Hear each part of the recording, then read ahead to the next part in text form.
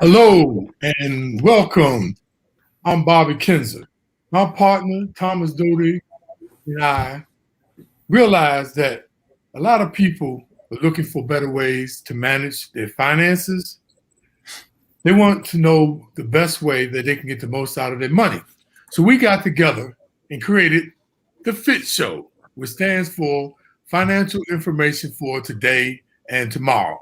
Our primary goal is that we want to be able to teach individuals new methods and strategies on how to create and sustain wealth.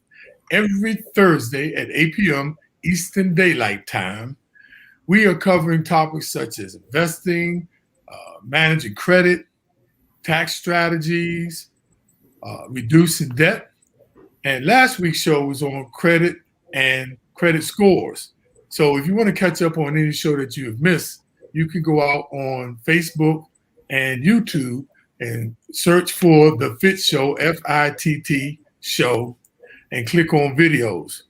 Now, just want to let you know, we have no ulterior motive.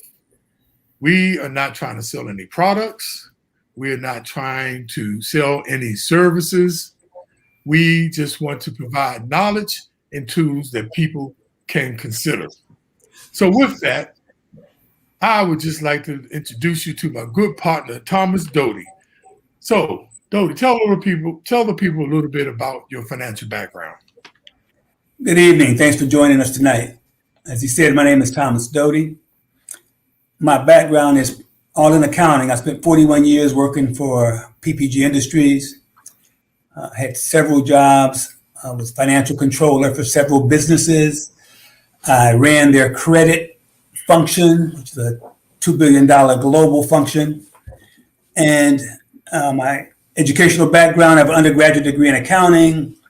I have an MBA from the University of Pittsburgh, and I am a CPA. And on a personal note, I have 4 kids. I'm married, 2 wonderful grandkids. And as Bob mentioned, we are not trying to sell anything, but we sit and look at our situations. I was able to get 4 kids through college without any loans, set myself up pretty well financially. And we want to pass some of the things that we did, some of our successes, and some of our failures, some of the things we know not to do, on to you. So hopefully you can gain some knowledge, a little more knowledge than you currently have. And if you know anybody else who you think might need this, please let them know. And so all we're trying to do is pass along information. As I told you, I'm Bobby Big Bob Kinzer. I worked for the FDIC. I coordinated the orderly liquidation of savings and loans. I became a senior financial management analyst and a senior community affairs specialist. I was a licensed stockbroker and investment advisor, but because you have to work for a private financial institution, I no longer have that designation, and I am now a certified financial education instructor. I'm on the advisory board of the National Financial Educators Council. I am also a senior fellow at the Partnership for Private, the Partnership for Public Service. So with that, we just want to give you a little background to let you know we know a little bit about what we're talking about. So, let's get this thing started, man. What should people look for in a credit card? Well, the first thing you have to look at is the terms and the interest rates, the APR, which we'll talk about in a minute. And you have to know the contract. You have to know what exactly you're signing up for. This chart will detail some of the issues that you should focus on when you look at a credit card. And there's an interest rate and there's an APR. And the only difference between those two, interest rate is usually a stated figure. The APR is the interest rate, which also includes any other fees or charges other than interest. So it's the actual bottom line interest rate that you're paying at that point. And so the reason you want to look at those is if you're comparing different cards, you have to compare apples to apples. So you have to look at the terms, whether or not there's a grace period. Some credit cards charge you directly when you make a purchase. Others give you a grace period up to your billing date. So those are the things you have to be aware of to make sure you're comparing and make sure you're getting a card that works best for you. And that means you definitely need to look out for that that APR, so that you make sure you are definitely measuring apples to apples. Dote, I want to talk for a quick moment about certain considerations, credit cards considerations that people should have. And there are many, and a lot of people don't really pay attention to them a lot of times, but we just want to share some of those particular items with you. And I'm trying to share it right now, and it's not letting me share it for some reason. I don't understand why, but stick with me. Here we go. So, some of the credit card considerations. Can you see that, Dope? Yes, it's good. Thank you. Some of the credit card considerations we'd like to share with you is one, credit card offers can be misleading. So you must compare the terms and conditions of each card. Limit the number of bank credit cards that you use and apply for. You also need to read the fine print. A lot of people don't read the truth and disclosure statement, the truth and lending disclosure statement that comes with the credit cards. I know y'all have read it because it's real long and it's small print, but you must read those because you need to compare the high cost of the credit cards, because some of them have different late charges, they have over the limit fees, cash advances, and as simple as calculating your balance calculation. If it is calculated yearly, it could be much less financial charges than if they are actually calculated monthly and even daily. It means that it's going to be higher because of the time frame. So you need to look and compare those things and carefully evaluate enhanced credit cards, such as those frequent flyer reward cards and the product rebates cards. You really need to look at those and read the fine print. And third, you need to shop around for a card that is best for you. The best credit card deal depends on your spending and payment habits. It is so imperative that we actually, you know that. One other tip we want to share with you, because a lot of people don't know this, is you can opt out of receiving mailed credit cards. And this is the number that you can actually put in there. It's 888-567-8688. Or you can call the credit cards that's giving you that offer and take the number there and call them up and tell them to take you off that list. Because a lot of times this is where identity theft occurs, because they mail in you these credit card offers in the mail and sometimes they get intercepted. So just wanted to share that with you all and make sure you use this number. So Dope. And I want to share that number with you so that y'all can see the opt-out number. In case you didn't get it, we put it on the screen for you. Dope. How can people use credit cards to their benefit? Yeah, and a lot of times credit cards can get you in trouble, but there are a lot of advantages to credit card. The rewards that you need to take advantage of. There's internet security things you can do. You can turn a credit card off with your phone now, which is, lessens the opportunity for fraud. It keeps you from having to carry a lot of cash, and obviously it's good for emergencies. So it's good to have, as long as you don't abuse it and you use it wisely. And the rewards can be a very, very big advantage if you optimize your use of credit cards. For example, being an accountant and being a bit of a nerd, I have a credit card that I use for every specific purpose to maximize the return on every dollar I spend. I have a card that I use for gas at Costco. I have a different card that I use for food at Whole Foods. I have a different card that I use for everything else that pays a 3% return. I have a specific card that I use to travel. I try to focus all my travel on American Airlines. And I have another card that I use for hotels. I try to focus on my spending at Hilton. And in each of those cases, I'm maximizing the amount of return I get on every card.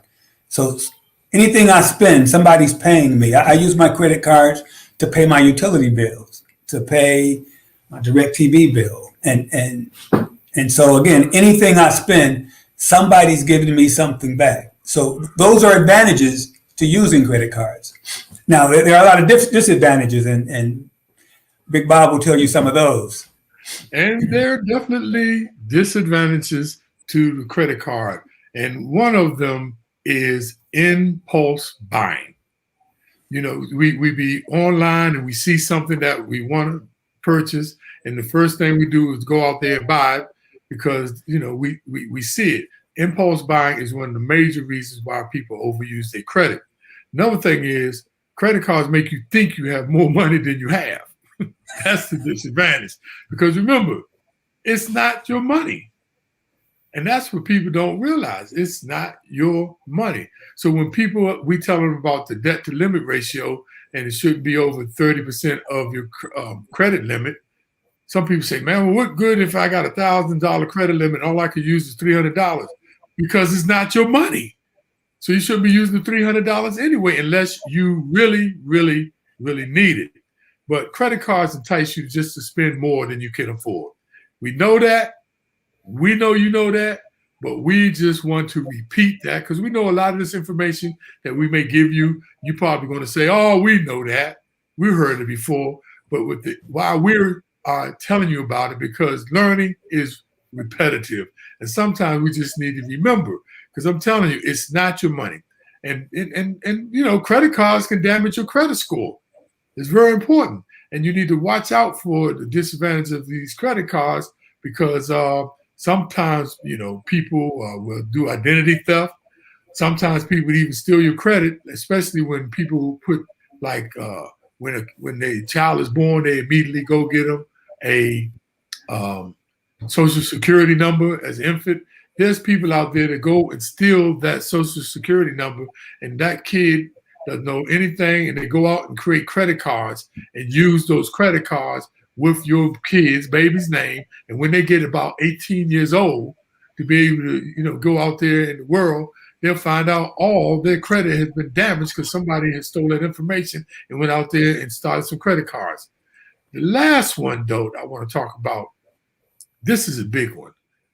Credit card debt really psychologically just give people anxieties. I know people that stress out, have physical problems, breathing, shortness of breath, heart palpitations, because they get in such a hole with credit card debt. So the biggest thing is to first take a deep breath, get control, only use the credit cards when you need them, not for what you want, but when you actually need them. And though, right quick, I want to tell you a little story, right? The marketeers, right? The marketeers are out there to get every dollar out of your pocket. That's their goal. They want to move the stuff from your general ledger over to theirs. And they make you become the victim of the advertising game. It's just like going through the checkout line, though. When you go to Walmart, you ever notice how they have all these sales items up front? That's because they wasn't able to sell them. So what they do, they put them up front as soon as you walk in the store, back once again, enticing you to have impulsive buying, right? And these are the things they do to get you, entice you to use those credit cards. And though your cousins love the hookup, all they have to do is put a sale sign on there and they want to buy them. Though, do you know why most Americans don't own an elephant? It's because it's not on sale and they can't put it on layaway. Because if they could, they would have an elephant. So I'm just saying, you all, make sure you understand when you go into these stores, when you're shopping online, all those things, weekly mail ads, these things are all enticing you to spend money, credit, use your credit cards that a lot of times we don't have the money to pay off. So we just wanted to make sure you understood that. And that's so important. No, I want to add a little thing, you all. Can you please click on the like buttons? Click on the hearts as many times as you can. Triple, trouble, 10 times click, because it expands our bandwidth and gets us out there into the community of social media. So the more you click on the like button, the heart, the big smiley face, and put some comments in there. Matter of fact, though, we got about a couple of comments now. Yeah, but let me just go ahead, though. Let me just add to your list. The other thing is when you go to a store like a Walmart, a Costco, a Sam's Club, have a list and stick to your list, because they are very, very good at setting things up to make you think you need them and to make it look enticing and to have it in places where they know you're going to maybe fall victim to their marketing scheme. And so if you have a list, stick to your list as you go to the store. You won't end up picking up a bunch of things that you don't really need, or you didn't think you needed before you walked into the store, but they've convinced you that you do need. So take a list with you and know what you're going in there for, and ignore the marketing scheme. And another tip, though, and because everybody's going to the plastic and using credit cards, another little trick is to only carry cash. And that way, when you go in the store, you're only going to spend the amount of cash you have. But when you have that credit card, you just go forward and be buying more stuff those marketeers get you. So you got to be careful. And that's one way. Just carry the amount of cash that you need, because most people don't do that anymore, though. That's so old-fashioned. You know what I mean? It's dangerous, too. And I'd be mad. It is. I want my 3%. I want my 3% rebate. No, I get it. I get it, though. But I know you live in a safe neighborhood. But I'm talking for people who live in safe neighborhoods. I ain't talking about people who live in Cleveland.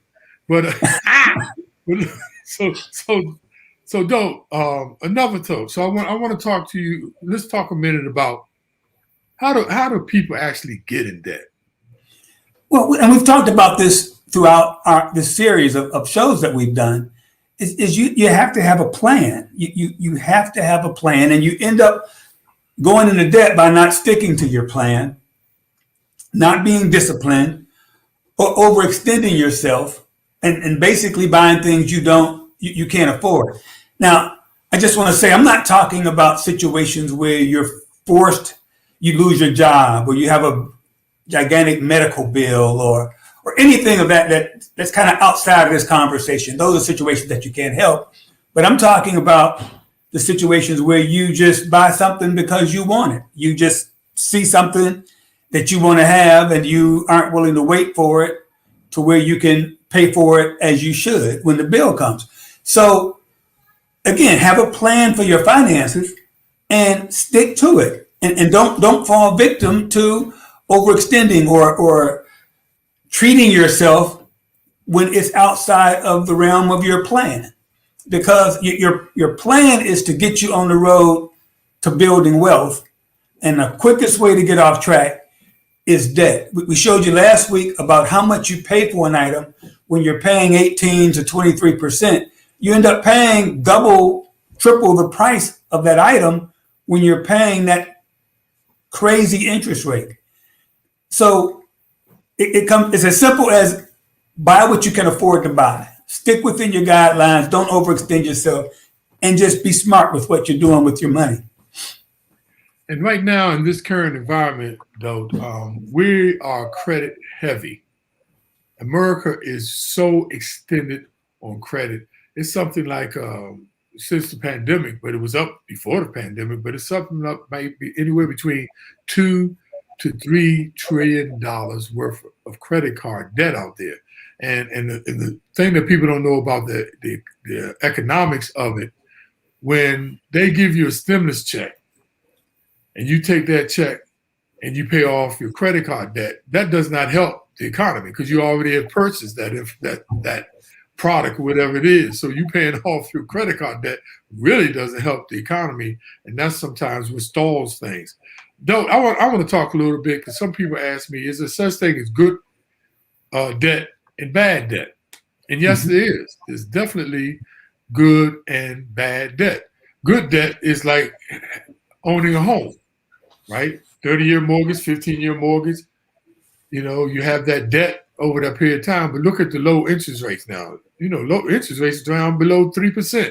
That's cheap money. So there is a such thing as good debt because not only are you paying that debt low interest, that's low debt maintenance, debt servicing, but the house also appreciates in value. And that's the other thing, good debt, appreciating assets. I myself don't believe in people once you have the basics of, emergency fund, you put money into a retirement plan and you're investing. Another way to invest and go not going to debt, but it's buying appreciating assets like gold and silver, because those things appreciate over time. The other thing I want to talk about is bad debt. And we know what that bad debt is. The bad debt is those high interest rate credit cards, plain and simple.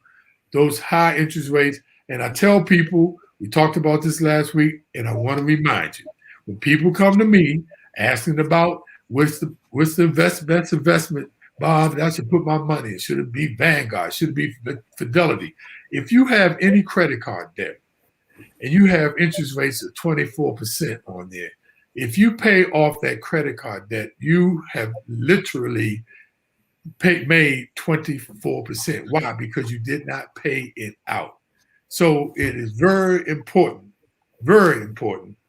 to understand the difference between there is good debt and there is bad debt, though.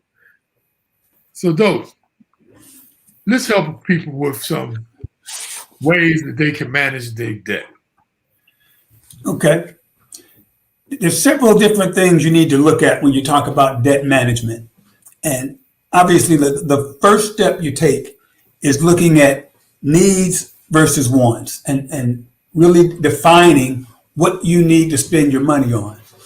And I know I'm an accountant. I don't expect everybody else to be an accountant, but these are basic things you have to do to keep track of your money. You have to track your spending. You got to write down what you spend, because you'll be surprised on the things you spend money on that may be little. I used the example before of a $5 at Starbucks every day. That's $25 a week. You add that up, $100 a month, $1,200 a year. That's a lot of money when you look at it. And maybe you can find a way to get around that. So track your spending, and you have to reduce your expenses where you can, or increase your income. Early in my career, I taught school part-time to make extra money, and I enjoy the teaching aspect of it, but the goal too was to make additional money to put away. I mean, I had 4 kids I had to get through college, so I got the money from my job and I wanted some extra money, so that's what I did. If you can, try to negotiate a lower interest rate if you're carrying credit card debt. Call your lender up and ask, are there any opportunities to lower your interest rate? And finally, if you're in a situation where you just can't control yourself, to stop using the credit card. Put yourself on a cash diet for a little while until you get things under control. Put the credit cards away, only use them for emergencies. And that way you can get yourself pointed in the right direction, get the yoke of interest off your back, because that will break your back. It definitely will. When you're paying 18+%, 12+%, when you're paying interest like that, it becomes a backbreaker. So those are some of the things you need to do to try to get your debt under control. And there's a couple different ways you can pay off your debt. There's an avalanche approach, which is just paying off all the highest interest rates first. That's kind of a no-brainer. If you're paying 24% and you got a 12%, you obviously pay more on the 24% than you do on the 12%. The other method is called the snowball approach, and you pay off the smallest balances first. and we have a short video that we're going to show you to explain the snowball effect. And it makes sense, and I'll give you a little more detail on it after you watch it. It's a very short video, but take a look at it. I think it can help you. Revolutionary toothbrush. When I was a kid growing up, I used to love being out in the snow, playing in it, having snowball fights, building snowmen, whatever. Now, as any kid can tell you, there are two ways to build a snowman. You can grab handfuls of snow, build him from the ground up like a nincompoop, or you can roll a small snowball around the yard, and before you know it, voila, snow torso, then lather, rinse, repeat, and add 2 sticks and a carrot. Dave Ramsey's philosophy of the debt snowball works on the same principle. You can try to eliminate your debt handfuls at a time, or you can allow your debt payments to snowball and you can beat your debt down like that heated high water wearing clarinet player after gym class. Here's how it works. Step 1 is to find $200 in your budget that isn't designated for anything. How will you find $200? That's entirely up to you. Sell something, sell anything you don't need, like your weightlifting set or your Monogram Polydine diabetes baking kit. Maybe you need to eliminate your cable TV, dining out, or your $4.50 a day morning dose of price gouging, disappointingly tasteless caffeine. Now that you have that, your next step is to list all your debts in increasing order of how much you owe. In this example, we have $450 owed to Lowe's for the new grill that you just had to have, $650 for Target for your shoes, your belt, and your purse, the essential matching set, and your flat screen TV. Then there's a $1,600 you owe to your parents for that time your transmission went out on your sweet vintage 98 Accord, and so on. Make a list of all the debts you have, lowest to highest. The next step is where the snowball starts. We're going to pay the minimum payment on all the debts, for now, except the one with the smallest balance. For the Lowe's card, we'll pay the minimum payment of $50, plus the $200 that we found. So guess what? After 2 months of paying $250, your Lowe's debt is gone. Next, we'll take that $250 you were paying Lowe's and snowball into the minimum payment of your Target card. So now we are paying $280 a month, and after a couple more months, just like magic, your Target card is paid off. You continue this process each time, snowballing your old payments into your new payments like Buddy the Elf. And before long, all your debts are gone. Now, an important thing to note is that during this process, you have to keep the snowball rolling for it to work. So no matter how much you love that new Urban Outfitters overpriced dress, or the toolbox, or that new TV to replace the one you smashed in a fit of anger after stupid Kobe missed that stupid game-winning free throw after, oh my goodness, why do the Lakers suck so bad this year? You have to wait. The debt snowball is the fastest, most effective way to tackle a lot of debt and pay it off quickly. Using the examples we had, if you were to pay the minimum balance on all the loans you had, it would take you 120 months before the debt was paid. That is 10 years. 10 years of playing Jean Valjean to the bank's Inspector Javert. But if you use the debt snowball, you can have all these debts paid off in just 21 months. That's less than 2 years. That's 99 more months of freedom. And additionally, if you take that $1,100 that you were snowballing and invest it at 8% interest for those 99 months, you'd have $153,000. So let's do this like Pastor used to do. Take the debt, roll it up, and smoke it.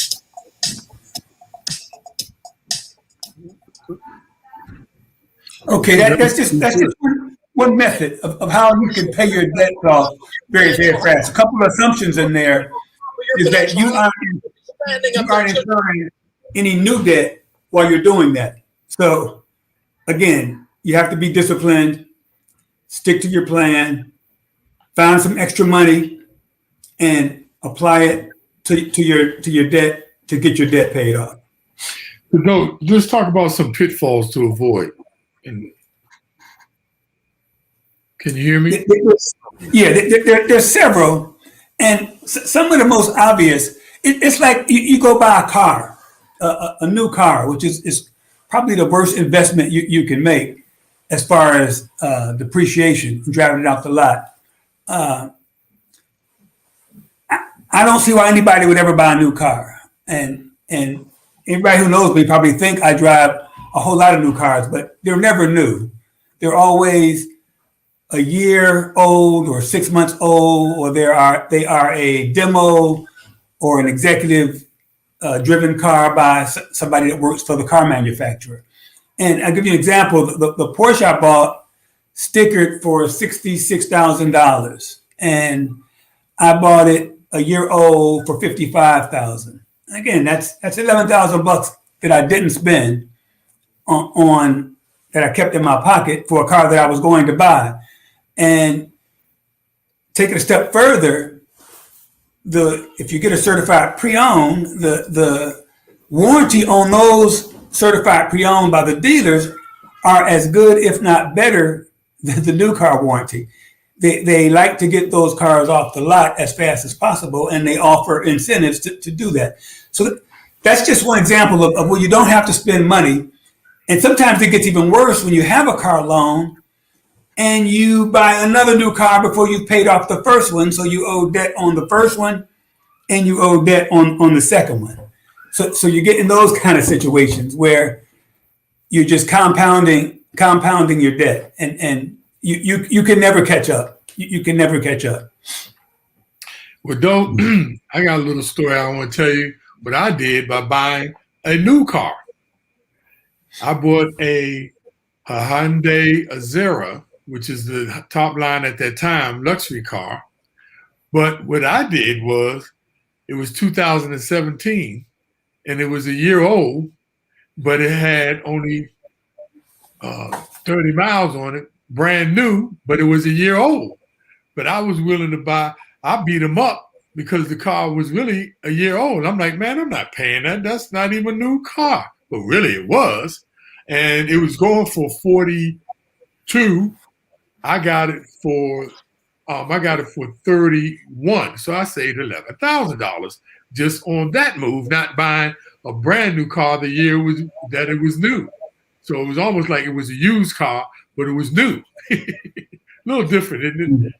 Yeah, but again, it's just different ways you could use to not spend as much as you might think. And could very easily have bought it. I have the money to buy it, wrote a check for it, but why pay any more than you have to pay? And a year-old car with 6,000 miles on it is practically new. They bring it back to brand new status before you buy it. So right. Those are the kind of things you have to do. Put money in your pocket, not in somebody else's pocket. Those are the kind of things you have to make sure you negotiate. I want to talk about another pitfall to avoid, though. It's called alternative financial services. Those are those payday lenders, check cashing, and title loan people. Now, a lot of states came down on the payday lending people and the check cashing because they were charging, the payday lending especially, over 300%, though. Can you believe that a state, the people would charge people that much interest? So some states capped them at 29%. I'm like, is that good? Good gracious, but I guess it's better than 300%. But guess what happened? When they did it, they did not regulate the title loan. And that's why you see in wherever you live in America, there's a bunch of title loan places popping up because they didn't regulate and put caps on title loans.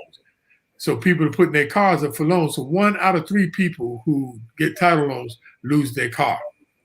So just want to tell you, don't be using those services, those check cashing. You got people doing that, those $5, $10, man, it add up. And one last thing, though, I want to get the people to see is, and we're going to wrap this up, but it's did it share it? No. It didn't share it? No. Okay, hold on. Hold on. Let me just get it straight here. Dave Ramsey want to stay on the screen for some reason. You see it yet? No, it's still not sure. Okay, hold on. Bear with it, brother. Bear with it, brother. Here we go. The last thing I want to talk about is reducing your debt. Some of the 3 things, tips. Beware of credit card rates and fees. Educate yourself on the fees and interest. Ask for help. Now, there's many nonprofit debt counseling centers across country which will advise you on low fee or no charge, no fee or no charge. But the National Foundation for Credit Counseling, they are ones, they're in every city. You can call their numbers and it would be almost low to no charge in each country, in each county, in each state. And don't give up. Reduce the debt is challenging, but don't stop trying. So let's take this home, man. Bring it on home. What are some of the takeaways from today's show that we want to share with the people? Well, I will keep preaching this: is have a plan, stick to your plan, and try not to overextend yourself. That's the basis of staying out of credit debt. Yeah, I like to add understanding your credit card contracts and adhere to the terms. Read those terms, y'all. Read that fine print because you don't want to get yourself stuck in something that you can't get yourself out of. You know what I'm saying? You know the old saying, don't write a check your butt can't cash. That's right. Right. And think about me and those perks. Again, if you're going to use a credit card, find out the optimal reward you can get for using the credit card. Make sure somebody's giving you something for everything you spend. I mean, if like the Whole Foods credit card is good at Amazon and Whole Foods, you get 5% back. Anything I buy from Amazon or Whole Foods, I get a 5% rebate. And I typically put that in my checking account. One little trick, it's kind of, again, me being a nerdy accountant, they kind of encourage you to use it, but that makes no sense when you put it in your checking account and then whatever you buy, you still get the 5% on that. If you use that credit, you don't get the 5%. But I'm cheap that way, so don't mind me. You are cheap, but you know what? That's why you have to acquire the assets that you do. And the last thing, you all, is what you want may not be what you need. And it's very important to understand that. What you want may not be what you need. We always leave y'all with some kind of tip. So we want to open up the airways for any questions, any comments, any statements. And come on, y'all, put some comments out there, because when you put comments in that box, we get even more leverage of our information getting out to more people. And those algorithms work that way. Though this was a great show, as usual, we had about 20 pounds of knowledge in a 10-pound bag. We know it's a lot of information, but remember, if this was too much and you couldn't write down all this information, go out there on Facebook and on YouTube, search the FITT Show, FITT Show, and in Facebook you have to click on videos, and on YouTube you have to actually click on the video, and all that information will be out there. If you want to find anything out about what we said, the past ones, though, was personal money management. We did 2 sessions on investing. We even talked about cryptocurrency. We did on credit and credit scores. And this week, we really wanted to focus and separate credit cards from just credit and credit scores, so that people can have some tips and benefits and learn the effective ways to use credit cards. So click on the heart, click on the thumbs up, like button. We love that kind of thing. And I know y'all got some questions out there, because we may not know all the answers, but if we don't have the answers, we know where to find the answer for you. But between me and Thomas Doty, I guarantee you we'll have most of the information. And Dote, next week we got an interesting show, and it's going to be talking about, like what we said, what you want may not be what you need. So tune in. This has been a great show. Dote, you want to add anything before we check out of here? No, just a reminder, if you know of anybody who you think could use this information, we aren't looking to do anything or make any money. We just want to pass along information. We kind of, I don't want to say fat, dumb, and happy, because We're not. We We just want to pass fat. along. Well, for you, I'm just fat, okay? We would like to pass along information, and so that's all we're trying to do. If you know somebody you think can use this information we're putting out, pass it on to them. Yeah, and it's very important, you all, because remember, this is not just for you. It's for you. It's to you, but it's for everybody. And everybody's got, and I'm talking about even your grandma. It is never, you're never too old, though, to set a goal. And that's what people don't understand. You're never too old to set a goal. And that's even financial goals. So please go out there and share this information, you all. We really, really thank you for tuning in. And Dope, it's been another great show. We are so blessed that we be able to share some of our success stories with other people. And once again, you all, it's called the FITT Show. Financial information for today and tomorrow. Thank you, and tune in next week, 8 p.m. Eastern Standard Time. Take care, Dope.